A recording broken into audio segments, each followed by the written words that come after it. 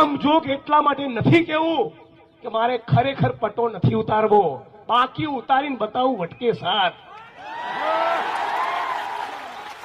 આપણે જાણીએ છીએ જે ભ્રષ્ટ અધિકારીઓ છે, જેનામાંથી સત્તાનો ઘમંડ છે, પોલીસ સ્ટેશનમાં જઈ રહ્યા છે, આમ કરીને કામ કરે છે ને, આવી રીતે જ વાત કરે છે ને. સારા અધિકારીઓની વાત નથી.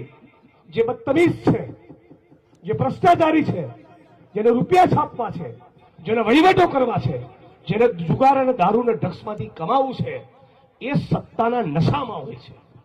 આવા સત્તાના જે લોકો નશામાં ફરે છે, એવા માણસોને કહેવા માંગુ છું કે બરાબર સમજી લેજો, જે દિવસે આ ગુજરાતની જનતા જાગી ગઈ, કોઈને મોં બતાવવાને લાયક નહીં રહો. આજ થરાદની અંદર એક પીએસઆઈ એ પોતે ડ્રગ્સનો બંધારી બની ચૂક્યો છે.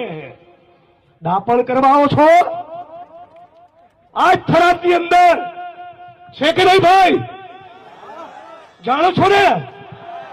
નામ જોગ એટલા માટે નથી કેવું કે મારે ખરેખર પટ્ટો નથી ઉતારવો, બાકી ઉતારીને બતાવું વટકે સાથ.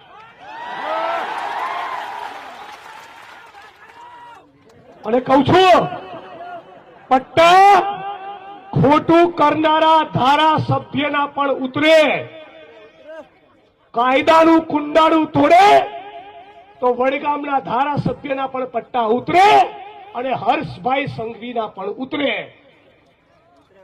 મારી વાત બહુ સ્પષ્ટ છે. ખોટું કરવું નહીં અને કોઈના બાપથી ડરવું નહીં. આખા ગુજરાતમાંથી ઢગલો મેસેજ વોટ્સઅપમાં SMS તરીકે ફોન આવ્યા પોલીસના જ મિત્રોના કે જિગ્નેશભાઈ, અમે તમારી સાથે છીએ, અમે કસાઈમાં પડતા નથી.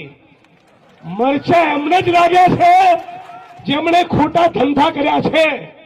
ગુલાબસિંહભાઈએ કીધું આખું પોલીસ સ્ટેશન જાણે બુટલેગરોને હવાલે કરી દીધું હોય.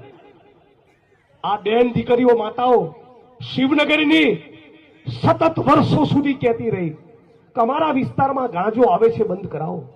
અમારા વિસ્તારમાં દારૂ વેચાય છે, બંધ કરાવો.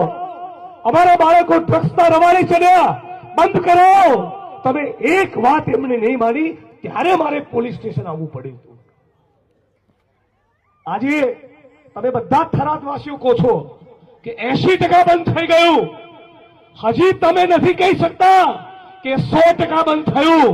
વાત સાચી ખોટી? તો 100% બંધ કરવાના ના હોય તો ભવિષ્યમાં ફરી આવવું પડશે.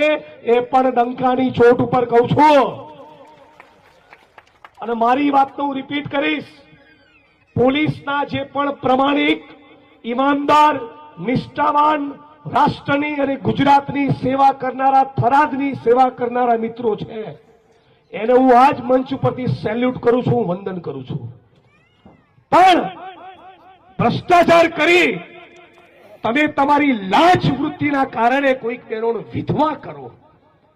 ગુજરાતના યુવાનોની રક્તવાહિનીઓમાં, ગુજરાતના યુવાનોની ધમની અને શિરામાં તમે ડ્રગ્સ ઘુસાડવાની કોશિશ કરો, તે કોઈ પણ સંજોગોમાં અમે ચલાવવાના નથી.